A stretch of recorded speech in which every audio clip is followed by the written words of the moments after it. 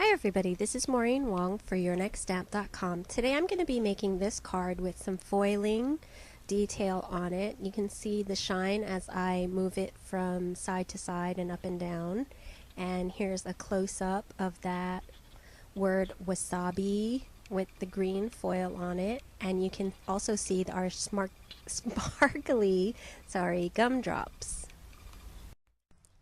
Okay, to start with, we're going to be using this set that was just recently released from Your Next Stamp called Maki a Wish. And that is the actual pronunciation of the set. It's not Maki a Wish. The Japanese pronunciation is Maki a Wish. And specifically, I'm going to be using the sentiment, "You're the wasabi to my sushi." And I've also got my stitch rectangles die set out, and I picked one that fit the sentiment, and I already cut it out of white Georgia Pacific cardstock. Now I've got my Misty out also, and by the way, this is my new laser etched Misty. Thank you so much, Ileana. And it's going to make lining up the wasabi foiling a lot easier. I'm sure you can do it without it, but I don't want to even try because I know I can do it with my Misty, and I'm not sure if I can do it without my Misty. So I've got my Misty out. So I'm taking out my sentiment and placing it where I want it on my sentiment panel. Then I'm going to close the Misty cover and pick that up. And then what I'm going to do is stamp my stamp. Now, on my blog, I gave instructions on how to do this, and there was a lot of masking involved, and I made it a little more complicated than I should have, but I didn't think about how to do it this way until after the fact. So what I'm going to do is actually not mask off anything here, and I'm going to stamp my entire sentiment with VersaFine Onyx Black ink. You don't need to not stamp the wasabi. Even though it's going to stamp in black, I'm going to emboss it, and it's going to be foiled over, and all that black's going to be covered up. The thing though with VersaFine is that it sometimes takes a while to dry, and I don't want the embossing powder sticking to the words "you're the" to my sushi. So what I'm going to do is just hit this with my heat gun, and I'm going to make sure it's absolutely dry before I go ahead and do my overstamping with Versamark and my embossing. So let me just get out my heat gun, and I'm going to heat that right up. Now that it's done, you can see that it's completely dry to the touch, and I also hit it with my anti-static powder bag because I'm going to be doing embossing, and I don't want the embossing powder to stick everywhere. It's a little bit warped from the heat embossing, so what I'm going to do is use a couple of magnets to hold it down while I do my overstamping. Now this time I do need to mask off because I don't want embossing powder on anything but wasabi. So what I'm going to do is take some tape, and this is painter's tape, and I'm just going to rip it into little strips, and what I'm going to do is cover up the top part of the sentiment where it says "you're the,"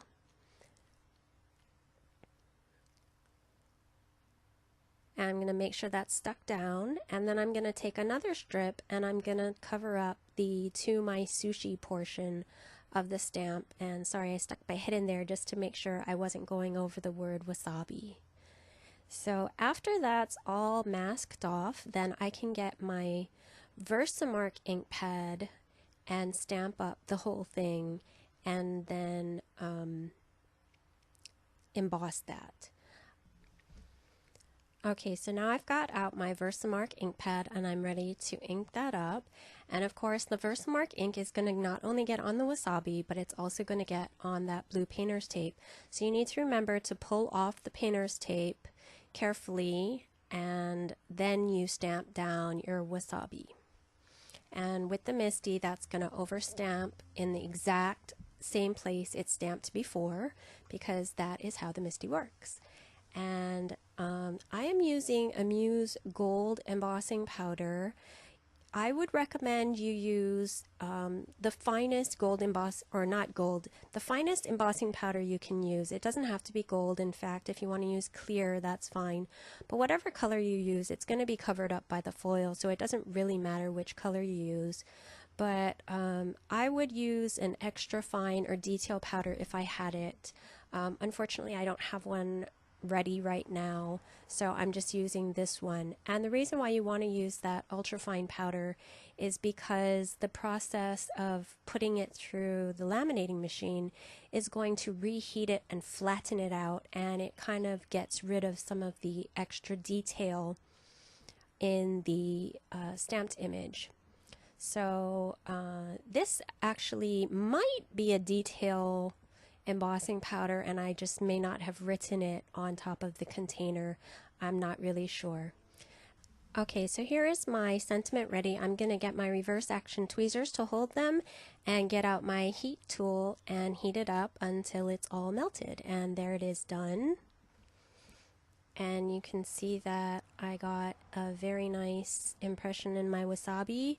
There is some gold coloring from the embossing powder on my words, but no stray embossing powder, which was good because you don't want any extra embossing powder on there to pick up little bits of foil where you don't want it. So I'm just cleaning off the gold powder, the gold coloring powder from my sentiment.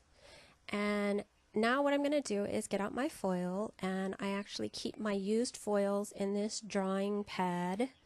And the reason why is you want to make sure that you don't get any creases in your foil. So you want to keep it rolled up really nicely or laid out flat like this, like how I have it in my drawing pad. So if you get creases, they actually will show in your finished product. I had a little bit of a crease in the area that I cut out, and I used it on my card. And here you can see it starting at the S and the ABI. There's kind of a line going through it, and that's because my foil was creased. And I just used that part because I assumed it wouldn't transfer over because it still looked like it was all completely intact, but it did show up on my finished project, so you definitely don't want to get creases in your foil. So now I'm just going to cut another piece that I think is big enough to go over the word wasabi. So it's going to be approximately that wide and that tall.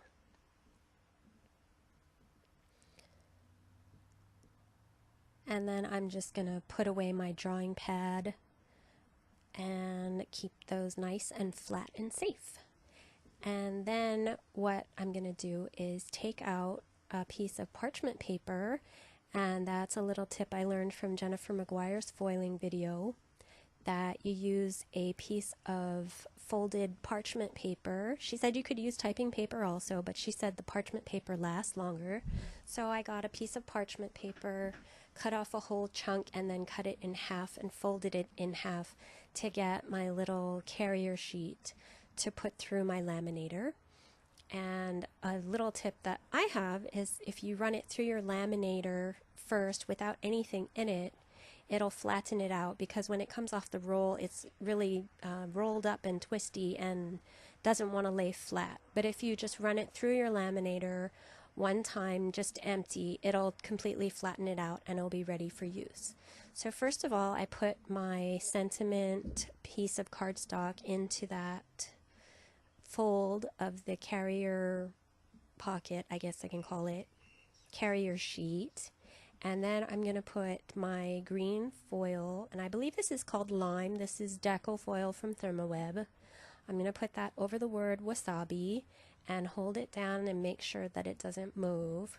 And then put that off to the side while I get out my laminator. Now this is my laminator. It's a really cheap one that I got from Amazon. I've showed it before in another video. And basically you just need to wait until that green ready light goes on and then feed your sheet through, and it does all the work for you.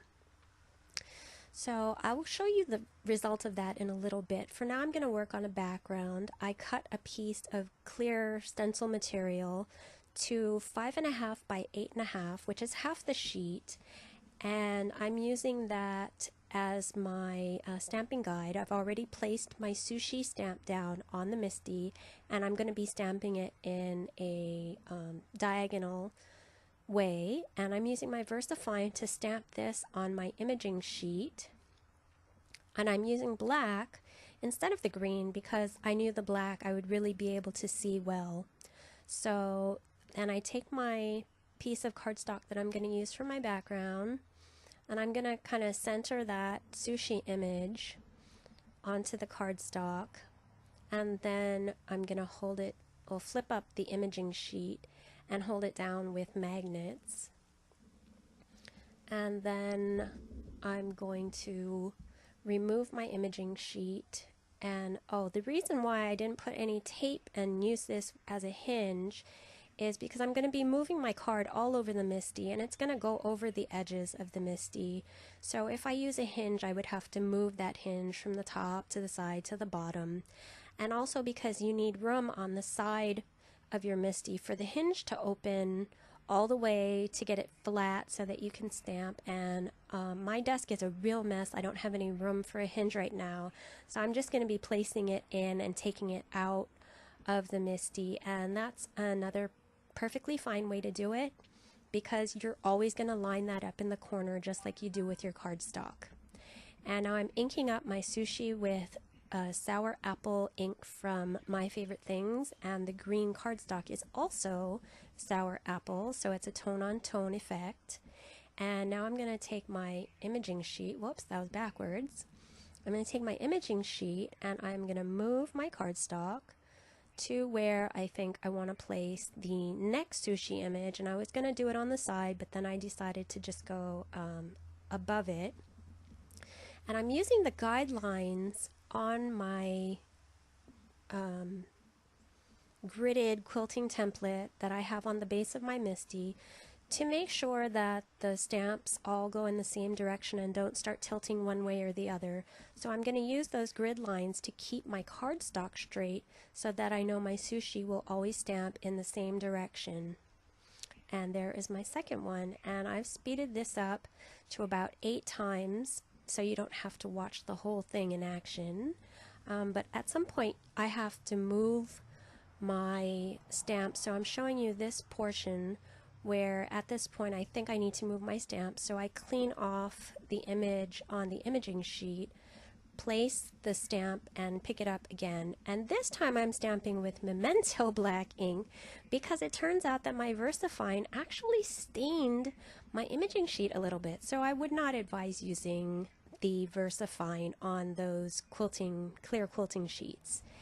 And that was the background, and here you can see the You're the Wasabi to My Sushi sentiment with the foil on it. I have my background all stamped up, and I cut it out with the largest of the stitched rectangle dies from Your Next Stamp, and I'm just using my ATG gun to stick it down to my card base. And the tip that I shared before was opening up your card base so you don't stick things on upside down. So I'm going to center that on the correct side of my card base and stick it down.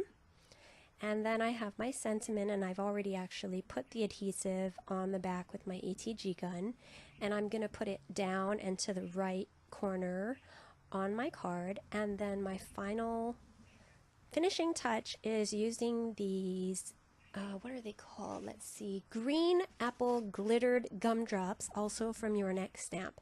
And I think odd numbers look better, so I put 3 of them down. And there is my finished card. I hope you like it, and I hope I'll see you over at yournextstamp.com for these and many, many other products. Thank you very much for watching today.